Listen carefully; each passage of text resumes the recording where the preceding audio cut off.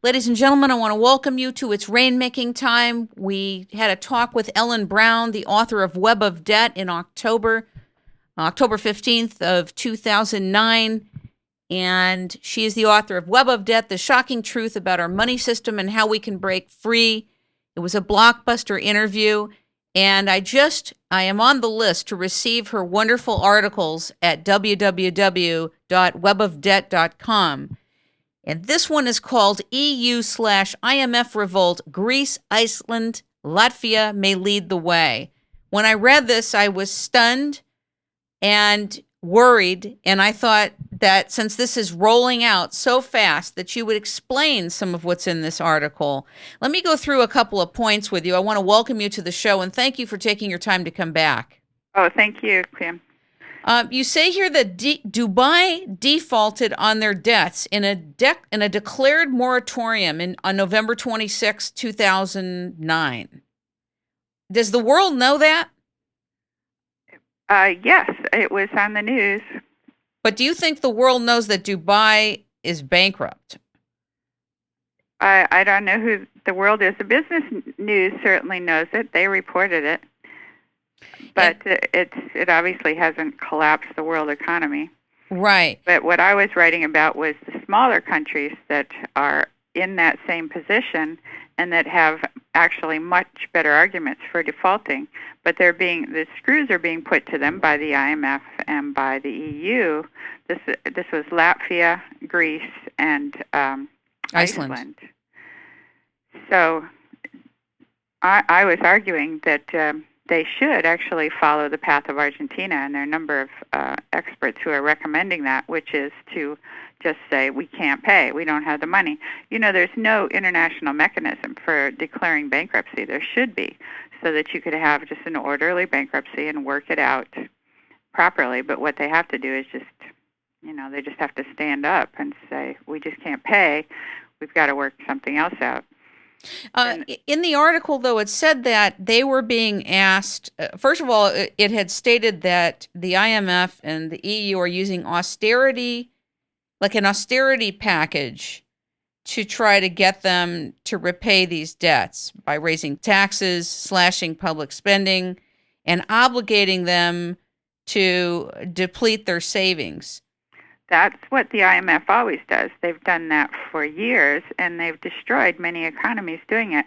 And there are studies showing that you're actually better off not complying with the IMF's demands. There was one study recently that compared Argentina with Turkey, which had gone along with the IMF, and Argentina is in much better shape now than Turkey is. Turkey's still struggling with this debt problem. So it's against the interests of the country to tell them to cut back on services, social services, and to be firing their state employees when every other country is engaging in stimulus packages. This is a time when we need the government. The government's the only deep pocket around that can get things going again. So they're being told to do the opposite of what everyone else is doing, because the idea, apparently, is to just drain them of their assets.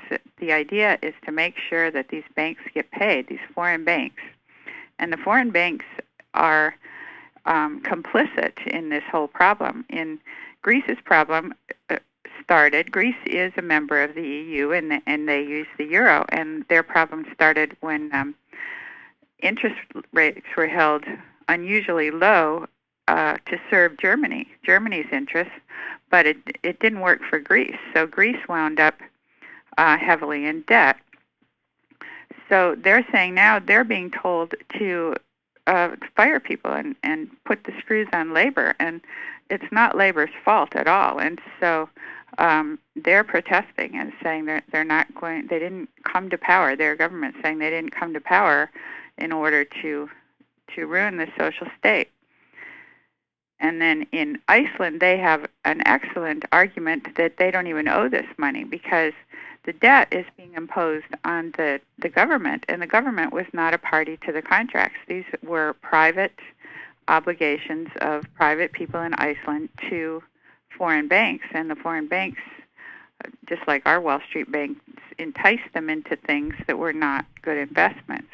When you speak of foreign investments and private obligations, are you talking about credit default swaps? What are you talking No, these about? were just homeowners that are going that are going bankrupt. The bank itself, IceSave, went bankrupt. This big Iceland bank, and that was when you may have read where Gordon Brown called it terrorism, and he locked the accounts of Iceland in England to make sure that these debts got paid. Well, it had nothing to do with the government. It wasn't the government's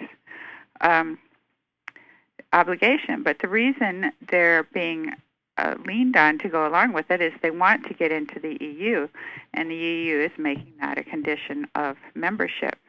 And of course, it's the IMF. The IMF is the great enforcer for all these international banks, and they're set up pretty much to serve the banks, just like our Federal Reserve is set up to serve our local banks. So they're serving the interests of the banks, not the interests of the people. But what Iceland should do is just reject the idea of being in the EU. I mean, that's what various experts are recommending. And the people themselves there was a vote recently, and a majority of the people opposed joining the EU, which was shocking because everybody thought that they would just have to fall in line, and because now they're so crippled, they would have to go along with the party line, but they're resisting. And these are European countries. You know, it's not like your small African country that has no choice and has to go along and gets exploited and just can't stand up for themselves. But these are Europeans these are the European brothers and sisters of the people who are trying to extract all this money from them. So they, if anyone, could stand up. And the Greeks, I mean, if anybody is going to stand up to the EU, it would be the Greeks. They're just, you know, they've got a history of. They should start throwing plates. They should start throwing plates, Ellen, immediately. So I think it's great that they're standing up, because it's not like you're defaulting on a just debt. I mean, you don't want to say everybody who owes money should just not pay, but they're being extorted into doing unreasonable things because of these debts, and these debts were not the faults of these countries' governments.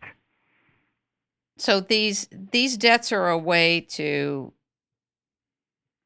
really take over countries. They're mechanisms used to they're circumstances used to take over countries. Exactly, and it's been that way for at least since the 70s, when the dollar went off the gold standard in 1971 internationally, and allegedly, this is rumor, but allegedly Henry Kissinger went to the OPEC countries and said, "We are going to make you very rich. We are going to quadruple the price of oil, but in return, you will use the currency. You will require that only dollars will be used to buy the oil." So that meant all these countries that used to be able to meet their obligations quite well suddenly had to have dollars, because they didn't have that many dollar reserves, so they had to borrow the dollars. Well, where do they get them? Obviously from the international bankers. And so that put them in debt to Wall Street, and it's been that way ever since. And then in 1980, Paul Volcker raised the interest rates to 20%, which was ridiculously high. I mean, if you look at one of these charts of compound interest, there's just no escaping from a 20% interest rate. So they've actually, many of these third world countries have paid their debts over many times over. They paid the principal, like, 6 times over, I think it was, by 2000. But they're still heavily in debt because of the interest. Why do you think it is that countries sign on without seeing the inner workings and the manifestations of what they just signed? What is making them sign in the